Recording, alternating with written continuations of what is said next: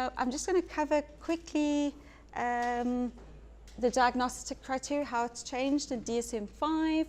Very importantly, looking at how childhood symptoms progress to adulthood.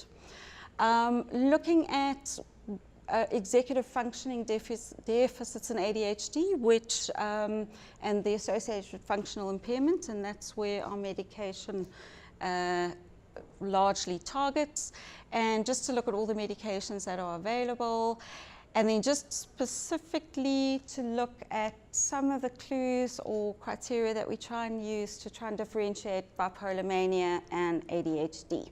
So let's see if I can get this.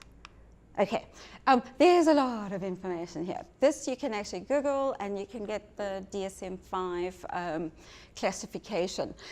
What I just wanted to point out, so what has been very useful and helpful with the DSM-5 is that it makes it a lot easier to diagnose adult ADHD. So for a long time, people didn't recognize or feel that adults could have ADHD. They felt that it would burn out, so you had it in children, it would progress to adolescence, and it would no longer occur in adulthood. The sad thing was that it actually, a significant percentage of patients do continue to have adult ADHD with quite a lot of very significant loss of functioning and negative outcomes and comorbidity. And so what the DSM-5 has done is that it's made the criteria, the diagnostic criteria, more user-friendly for adults. So normally, for example, hyperactivity, they would say as a child squirms in class, fidgety, runs around on the playground. Now, adults don't do that. So there were not enough criteria or descriptors for older adolescents and adults, so it was often missed. So they've included in sort of brackets, for example, often has difficulty waiting his turn, so in the tuck shop queue or playing games, and for an adult it'll be difficulty in waiting in the bank queue, for example. So they've made it much more user-friendly. The other thing is that they've lessened the criteria numbers. So for children, you need an adolescent 6 or more of inattention and or hyperactivity and impulsivity. For adults and older adolescents over 17, you need 5 or more. So there's 1 less. And the other thing is the DSM-4 TR had symptoms must occur before the age of 7. And when you ask adults to remember how they were like or what they were doing before 7, were there problems, unless it was really extreme, it's impossible. So they've now allowed for, because we know ADHD is one of the things to maybe help differentiate from bipolar, should not be an episodic thing. It's on a continuum, it's a chronic, continuous condition, it's pervasive, it's there all the time. It's a neurodevelopmental disorder starting from childhood, progressing right through. And so part of your diagnosis is you need to have some evidence of it appearing in childhood. And it was often missed because adults can't remember. So they've made it up to the age of 12. And then importantly, people forget, it needs to be 2 or more settings. So sometimes I'll see adults come and say they can't work, they procrastinate at work, they're slow, they're disorganized, and then you get collateral and you speak to the person themselves about the home, and there are no problems there. So the symptoms must be seen in 2 different settings. So school, home, varsity home, work, home. Okay. So just a little bit clearer here, just points out, so 5 or more symptoms, they need to be there before the age of 12, and then there must be significant impairment in functioning, and it can't be explained by any other disorder. So again, if you think it's more likely bipolar that explains these symptoms, you would obviously put bipolar. But if you feel that there are 2 conditions, it's not better explained, that a lot of the symptoms are related to bipolar, then obviously you would put ADHD. And then just sort of, these are the kind of symptoms that how it progresses. And this again, you use examples, and the DSM-5 does have some examples there to ask your patient. So difficulty sustaining attention, so it would be like meetings like this, or doing paperwork, reading articles, summarizing things for work. The procrastination, slow, inefficient, disorganized, poor time management. So you can relate it a lot more to work for the adults, and then particularly with home. So an annoyed partner who says, you know, I've asked my husband to change these light bulbs so many times, or I've given him a schedule and he keeps on forgetting to pick up the kids, or he's always late, or he's always misplacing things. You need to relate the symptoms to the age-appropriate functioning. And then when we look at hyperactivity and impulsivity, so being inefficient at work, can't sit through meetings. So the person that's fidgety gets up, goes to the loo, comes back, can't wait in line, driving too fast, impatient. Usually a person that doesn't have an office-based job. They prefer, if they can, to be more in the field, or spend very, very little time in the office.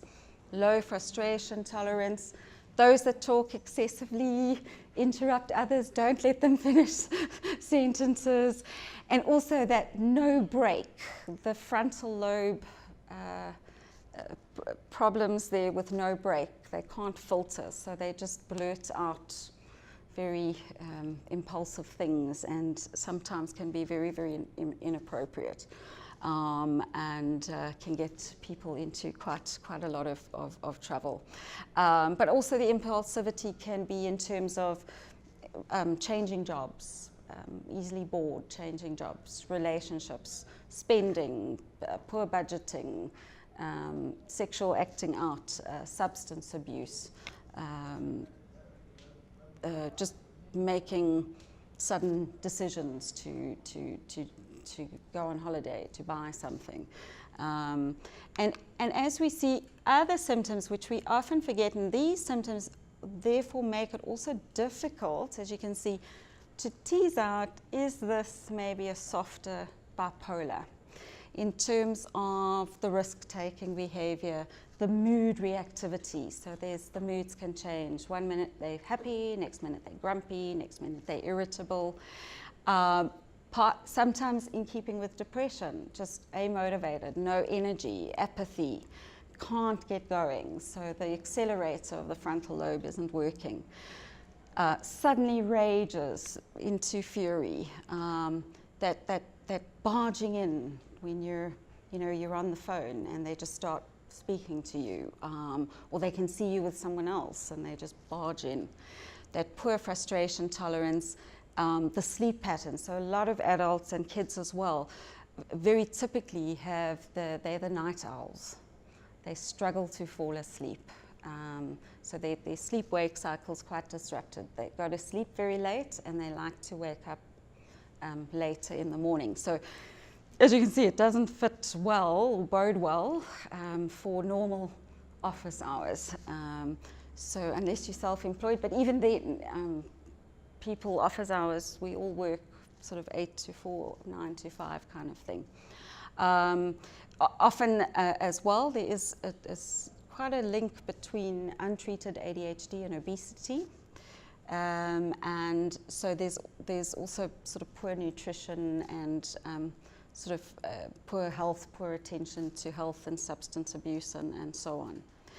But interestingly, and this is what's happening and why often adults, and why it's so important to treat adults and hopefully treat before they become adults to prevent the dysfunction or the severe dysfunction that we see in a lot of our untreated adult ADHD patients.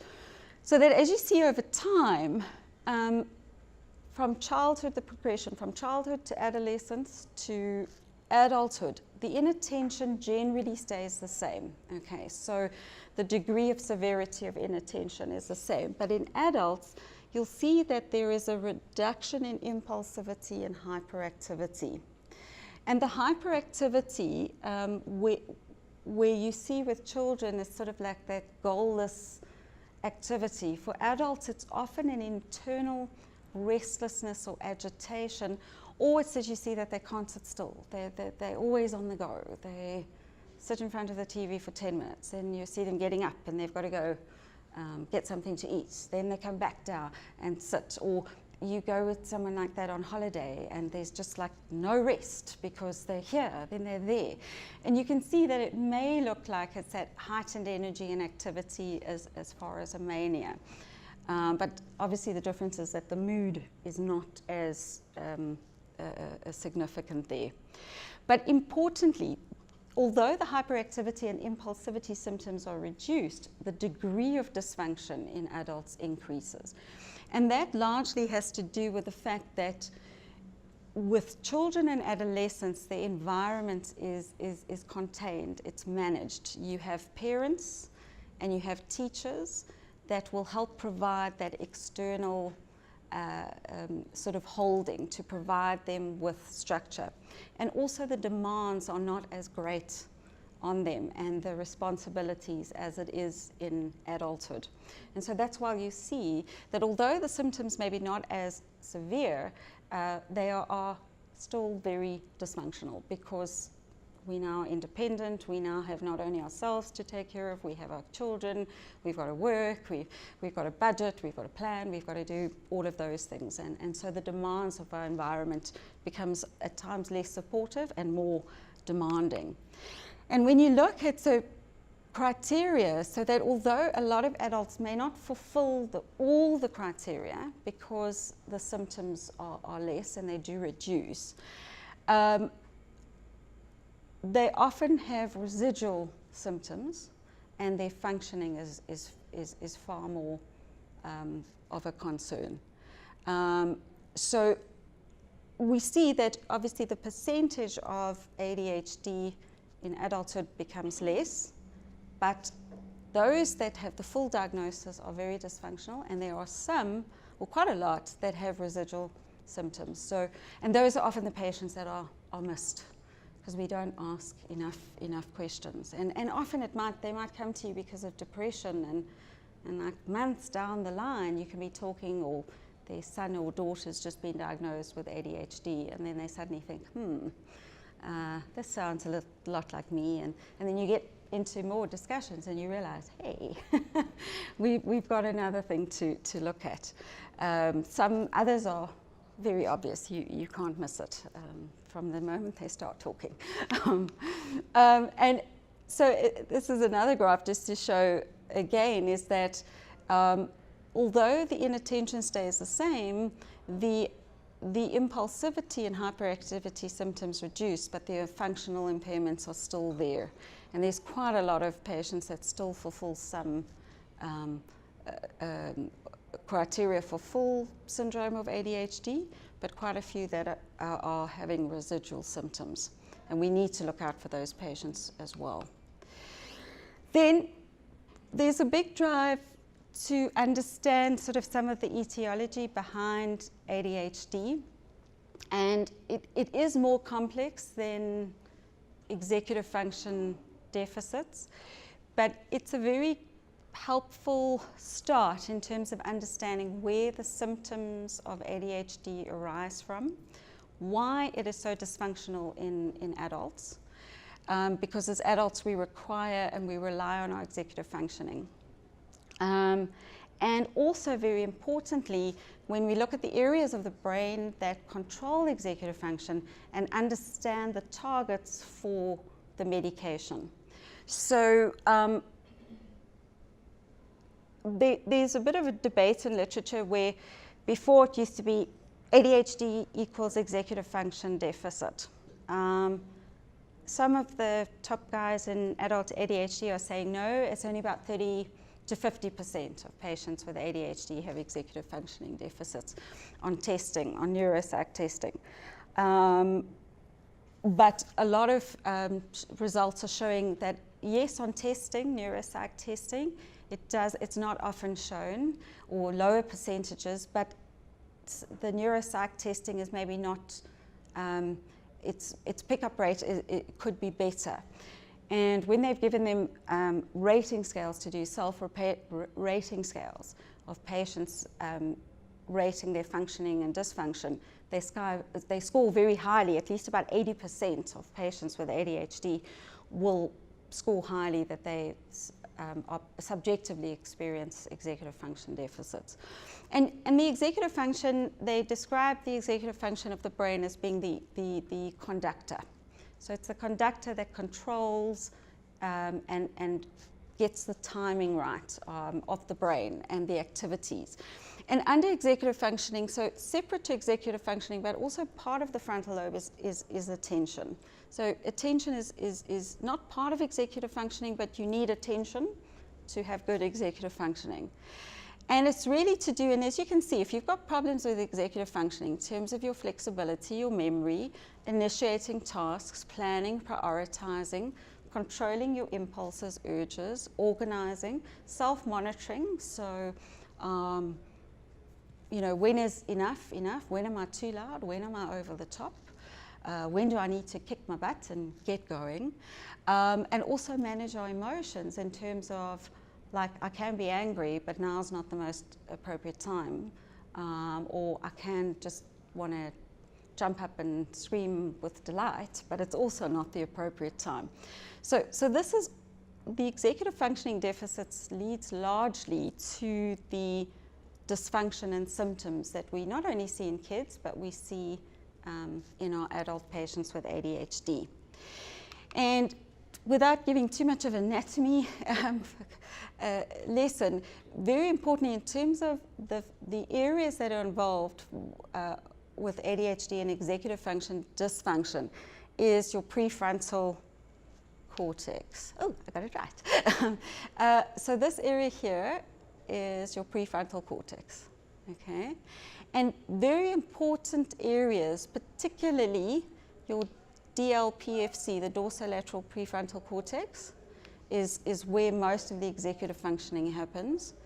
And the ventrolateral prefrontal cortex, which has a lot to do with emotional regulation. And then another very important area in ADHD, which the medication targets, is part of your frontal lobe. And the prefrontal cortex is the dorsal anterior mid-cingulate cortex. Okay.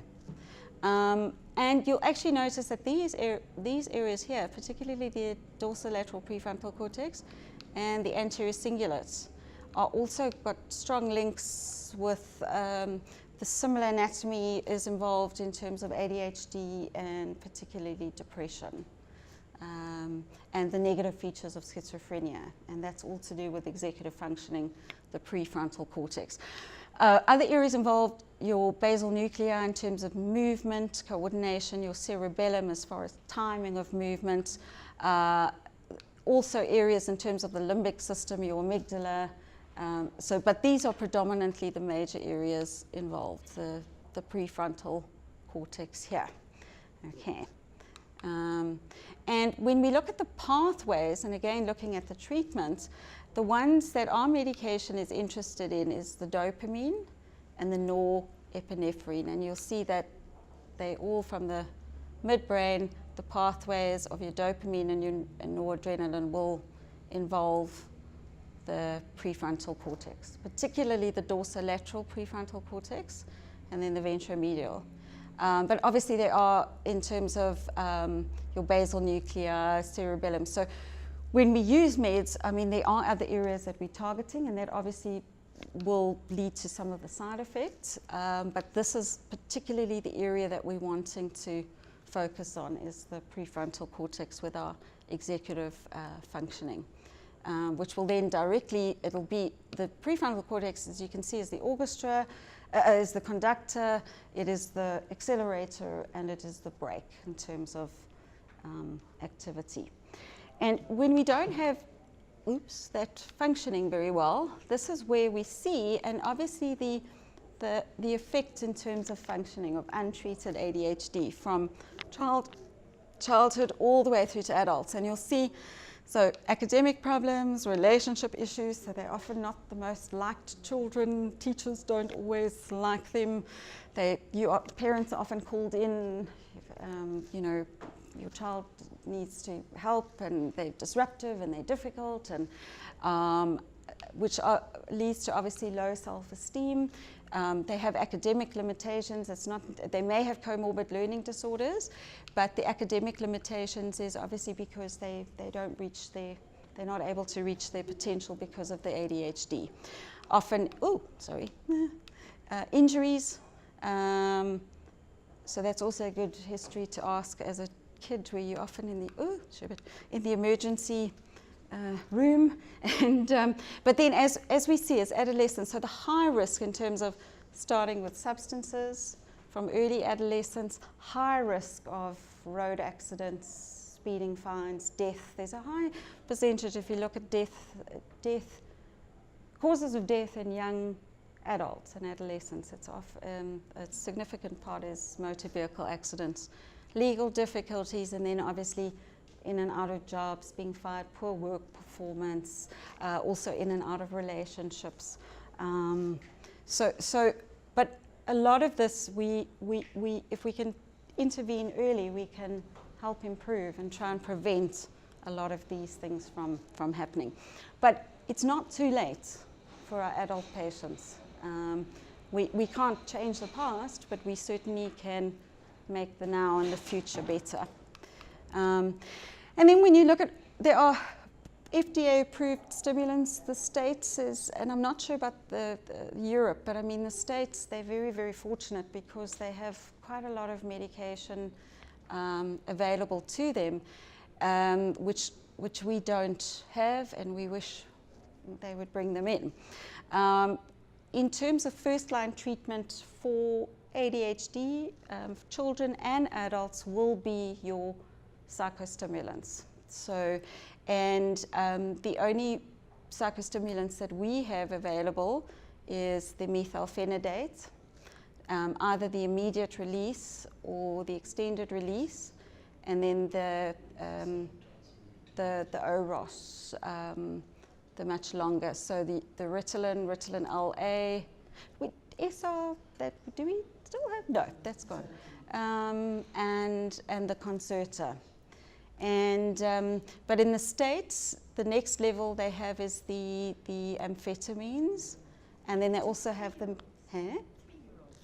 Yes, that's interesting. I mean, actually, by sort of definition and legalities, it should only be used from 6 and older.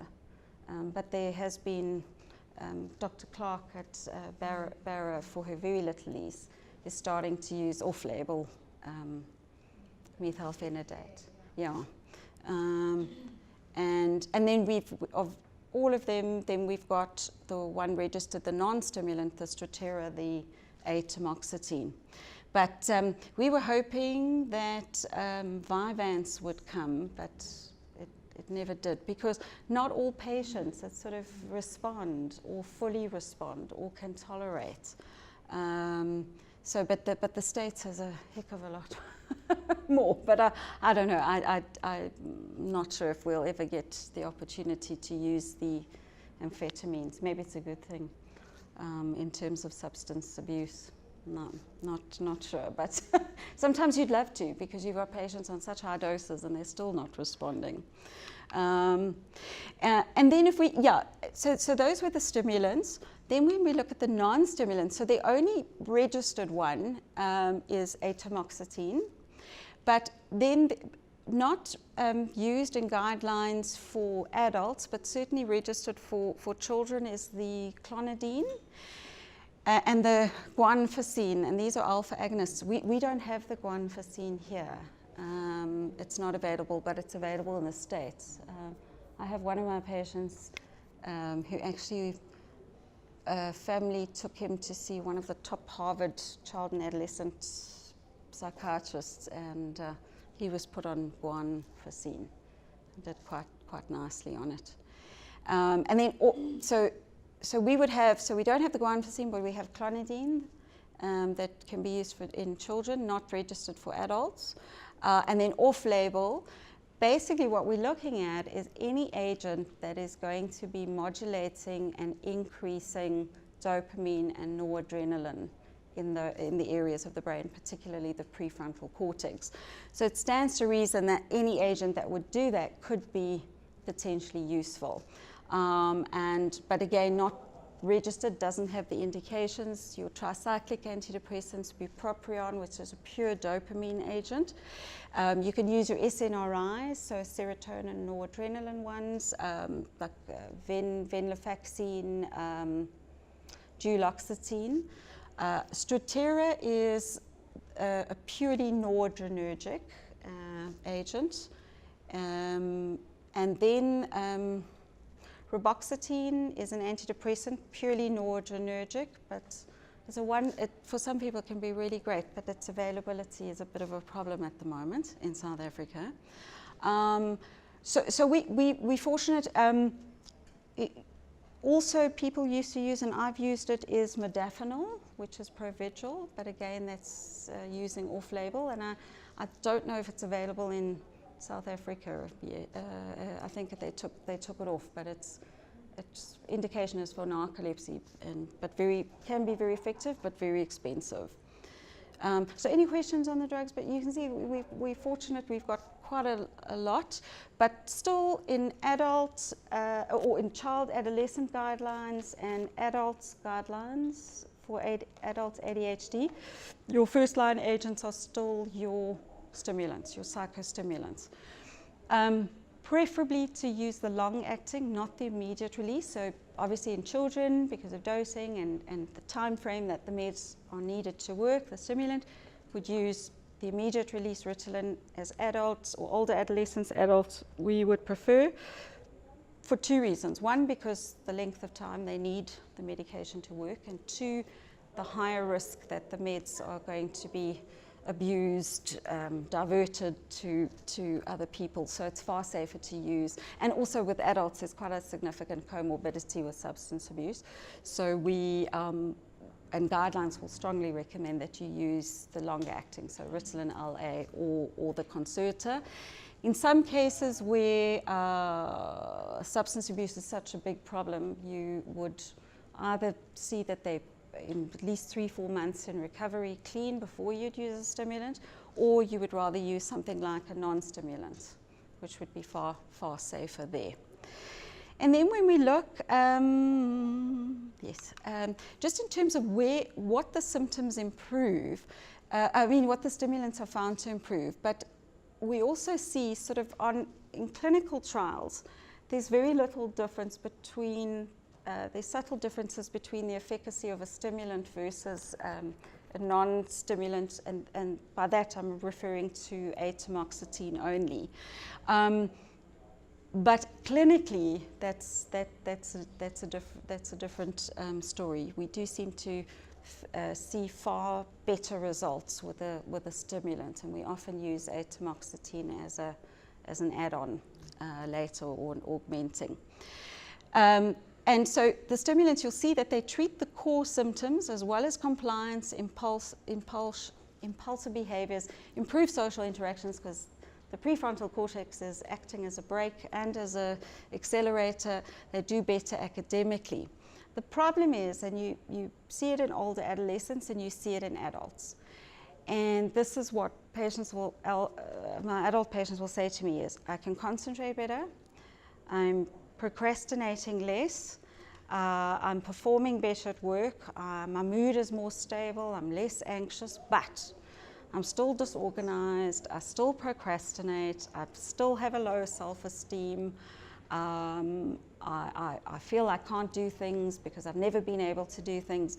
And that's where it's very important that not only with the meds, we also add therapy, the behavioral therapy, the cognitive behavioral therapy, but we're sadly lacking in South Africa. There's CBT groups and group therapy, but you can do it online as well.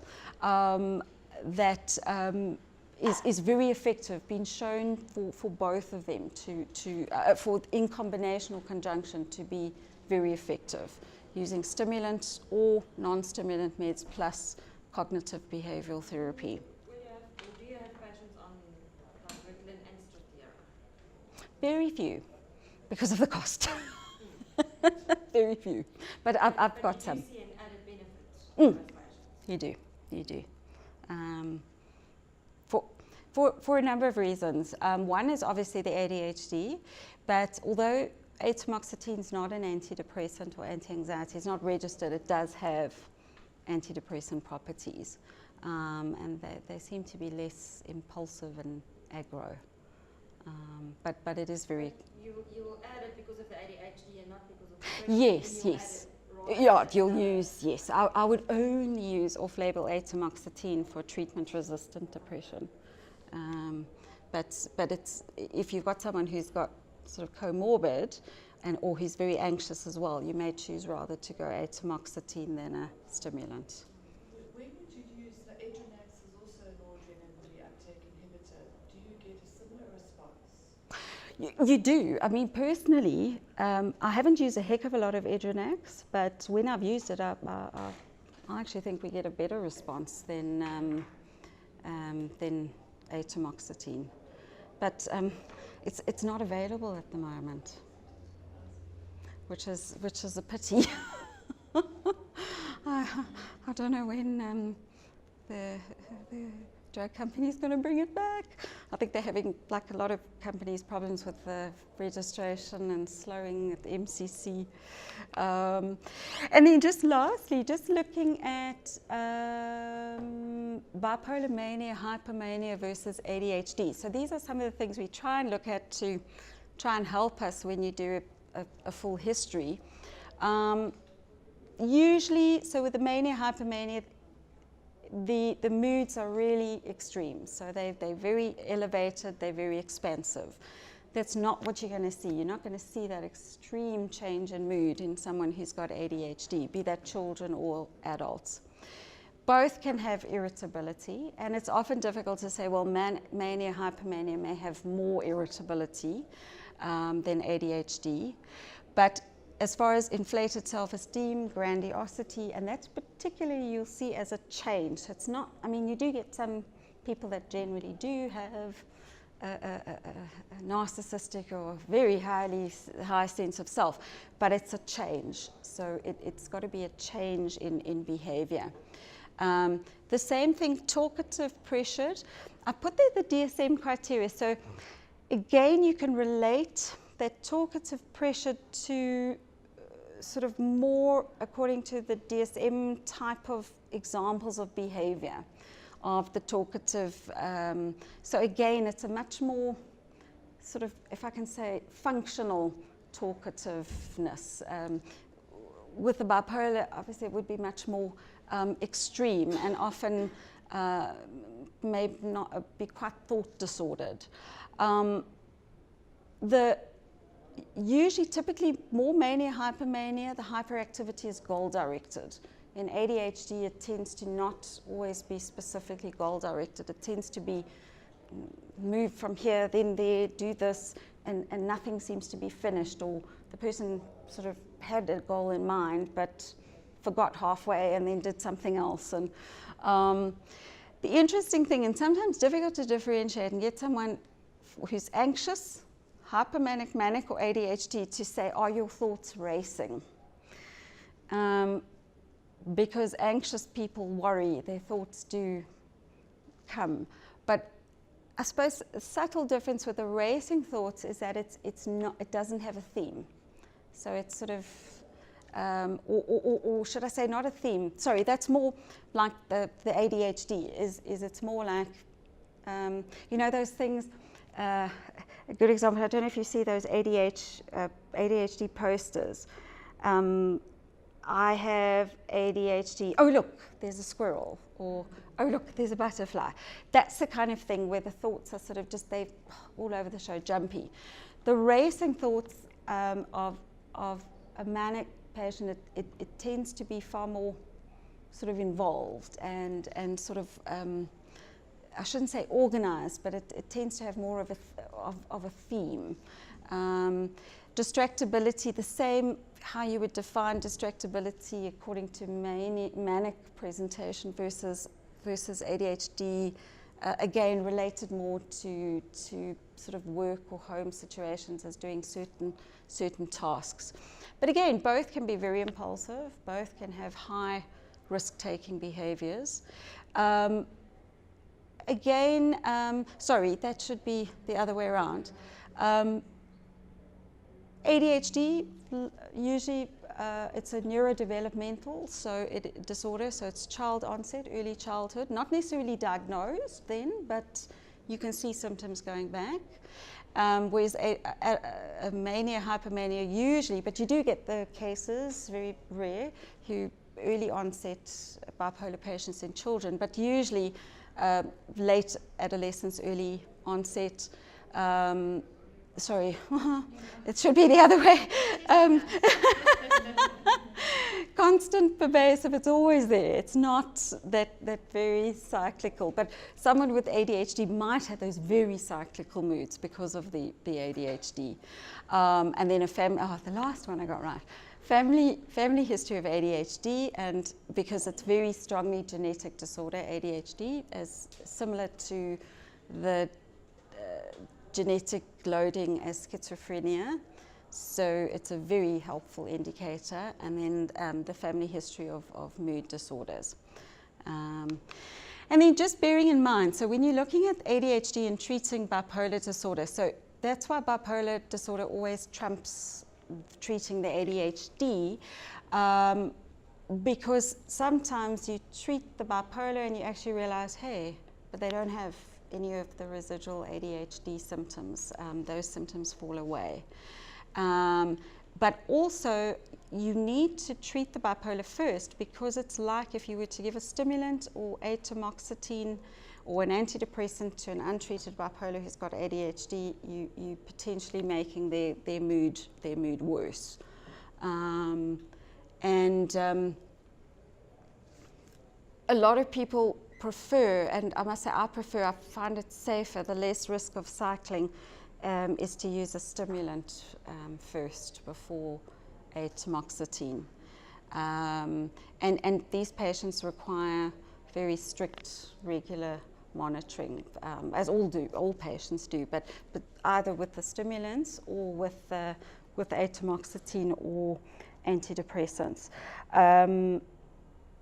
I even find atamoxetine, I suppose it's with any medication, I think one of the big factors when you're deciding which one to choose, obviously your first line agents is always going to be your stimulants. And what type of, the length will depend on the age and the needs of the patient. I mean, I do have a few adult patients on immediate release Ritalin because they only need it for exams or board meetings, that kind of thing. But usually patients come see you, all areas of their lives are affected, and it's a 24/7 condition. I've just lost my train of thought. But when you say to patients, well, rather, I think I'm going to try you on a non-stimulant because of X, Y, and Z, they can get quite upset because you tell them, okay, before we see a result, you've got to wait like 4 to 6 weeks, sometimes a little bit longer. And it can be difficult, and it's important to explain why it takes that long and why they need to wait and things like that. So a lot of the time anyway, you're going to, and guidelines, and it makes sense to rather use a stimulant first because of its efficacy, and also we'll know how effective the treatment is. But it also involves regular monitoring to titrate up to the maximum tolerated dose.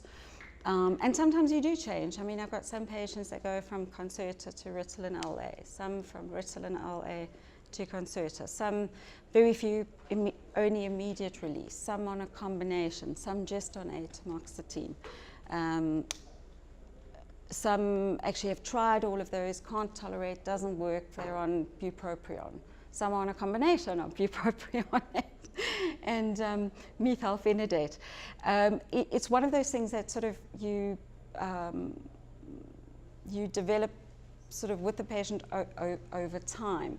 But it is very important to have that regular monitoring, and also, and I haven't included here, but sort of the rating scales. So it's important to get collateral, it's important to do the pre-rating scales of symptoms, and then to be able to monitor response, not only by verbal communication, but also with the rating scales, that you can see improvement in symptoms, which is quite helpful. When we look at sort of the other thing I didn't mention, but just in terms of the cardiac concerns, so both, some people used to think it's only the stimulants that have cardiac concerns, but it's not. It's actually, it's both. It's the concerta, the methylphenidate, and it's the atomoxetine.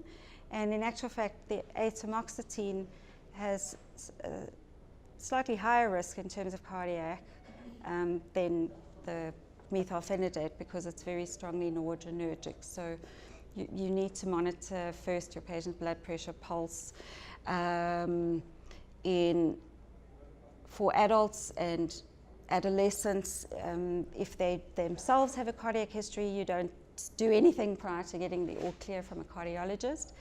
If there is a family history of cardiac problems, it's a good idea to just do a baseline ECG for all your patients.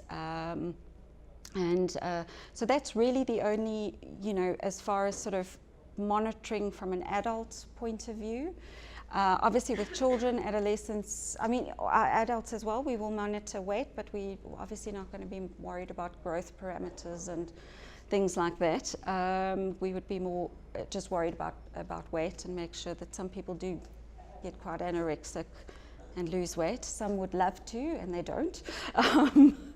And then, it's just sort of like a regular follow-up.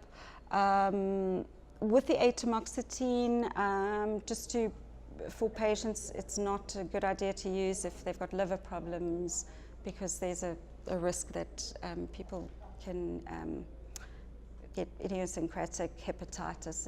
It's extremely rare. We don't need to test for it, but it certainly wouldn't be an agent. That would be a case where you would not give atomoxetine. You'd rather use a stimulant. Fine, no problem. The only thing with bupropion, you've got to watch for epilepsy, so it's contraindicated, for epilepsy, eating disorders,